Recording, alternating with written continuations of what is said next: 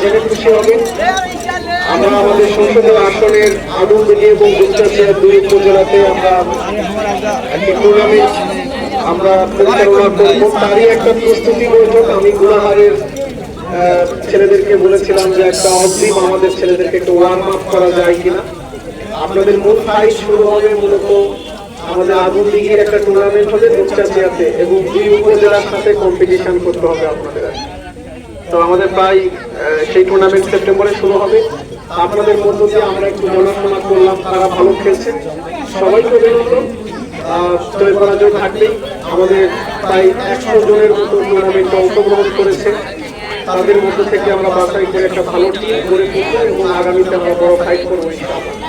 তো আমরা মাঠ ভালো হলে ভালো হতো, মাঠ কর্মমুক্ত হয়ে গেছে, আপনারা আপনাদের পক্ষ থেকে যতটুকু প্রদর্শন করেছেন আপনাদের ধন্যবাদ। ইনশাআল্লাহ অল টুগেদার আমরা একসাথে এগিয়ে যাবো দেশের জন্য, মানুষের জন্য। Thank you very much. আল্লাহ দুর্দান্ত একটি খেলার শেষে 2 নং ওয়ার্ডকে হারিয়ে 9 নং ওয়ার্ড চ্যাম্পিয়ন হয়েছে। মাশাআল্লাহ।